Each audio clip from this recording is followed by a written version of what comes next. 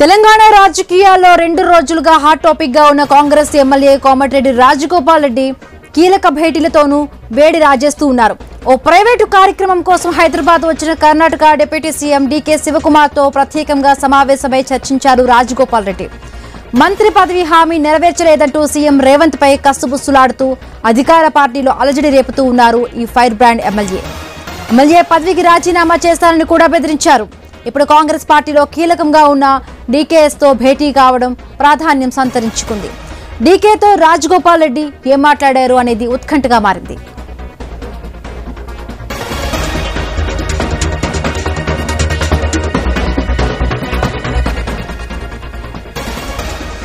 తెలంగాణ రాజకీయాల్లో 2 రోజులుగా hot topic గా ఉన్న కాంగ్రెస్ ఎమ్మెల్యే కోమటిరెడ్డి రాజగోపాల్ రెడ్డి కీలక భేటీలతోనూ వేడి రాజేస్తూ ఉన్నారు. ఓ ప్రైవేటు కార్యక్రమం కోసం హైదరాబాద్ వచ్చిన కర్ణాటక డిప్యూటీ సీఎం డీకే శివకుమార్ తో ప్రత్యేకంగా సమావేశమై చర్చించారు రాజగోపాల్ రెడ్డి. మంత్రి పదవి హామీ నెరవేర్చలేదంటూ సీఎం రేవంత్ పై కసుబుస్సులాడుతూ అధికార పార్టీలో అలజడి రేపుతూ ఉన్నారు ఈ ఫైర్ బ్రాండ్ ఎమ్మెల్యే పదవికి రాజీనామా చేస్తారని కూడా బెదిరించారు. ఇప్పుడు కాంగ్రెస్ పార్టీలో కీలకంగా ఉన్న డీకేఎస్ తో భేటీ కావడం ప్రాధాన్యం సంతరించుకుంది. డీకేతో రాజగోపాల్ రెడ్డి ఏం మాట్లాడారు అనేది ఇప్పుడు ఉత్కంఠగా మారింది.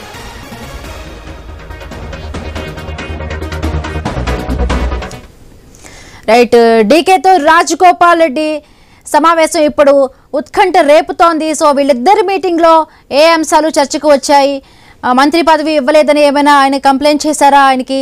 సో మరిన్ని డీటెయిల్స్ తెలుసుకునే ప్రయత్నం చేద్దాం. మన కరెస్పాండెంట్ ఏవే స్వామి సిద్ధంగా ఉన్నారు. Swamy, Himabindu Congress party Munugode MLA Komatireddy Rajagopal Reddy Karnataka deputy CM DK Shivakumar Hyderabad లో సమావేశమయ్యారు. హైదరాబాద్ లో వివాహ కార్యక్రమానికి హాజరు కావడానికి వచ్చినటువంటి డీకే శివకుమార్ తోటి కోమటిరెడ్డి రాజగోపాల్ రెడ్డి సమావేశమైనట్టుగా తెలుస్తుంది. దీంతో వీరిద్దరి మధ్య ఏం చర్చించుంటారని చెప్పేసి పొలిటికల్ వర్గాల్లో హాట్గా చర్చ జరుగుతుంది. ఒకవైపు కాంగ్రెస్ పార్టీ నేతలు, సీఎం, మంత్రులు, సీనియర్ నాయకులంతా కూడా ఢిల్లీకి వెళ్లి బీసీ ధర్నాలో పాల్గొంటున్న సమయంలో హైదరాబాద్ లో ఒకవైపు ముఖ్యమంత్రి పైన, ఒకవైపు మంత్రుల పైన కామెంట్ చేసినటువంటి కోమటిరెడ్డి రాజగోపాల్ రెడ్డి పార్టీ అధిష్టానం తనకి ఇచ్చినటువంటి హామీని నిలబెట్టలేదని చెప్పేసి కూడా ఇప్పటికే మండిపడుతున్నారు.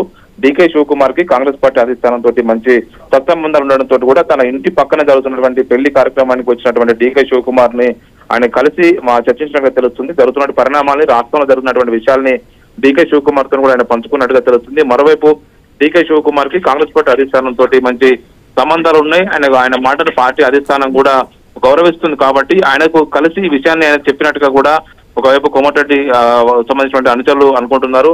మొత్తానికైతే కోమటిరెడ్డి రాజగోపాల్ రెడ్డికి మంత్రి పదవి ఇస్తామని చెప్పేసి లోక్సభ ఎలక్షన్ ముందుగానే అక్కడ భువనగిరి ఎంపీ స్థానాన్ని గెలిపిస్తే మీకు ఇచ్చినటువంటి ప్రామిస్ డెలివరీ చేస్తామని చెప్పేసి పార్టీ పెద్దలు అన్నట్టుగా కూడా రాజగోపాల్ రెడ్డి చెప్తూ ఉన్నారు. ఈ నేపథ్యంలోనే డీకే శివకుమార్ తోని సమావేశం కావడం అనేది కూడా ఇప్పుడు ఆటగా మారుతుంది. డీకే శివకుమార్ కూడా త్వరలోనే కర్ణాటక సీఎం కాబోతున్నారు.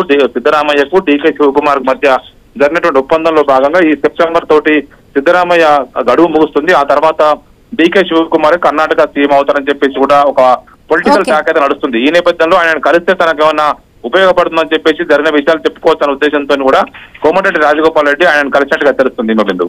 Right, thank you Swami, thanks for the updates.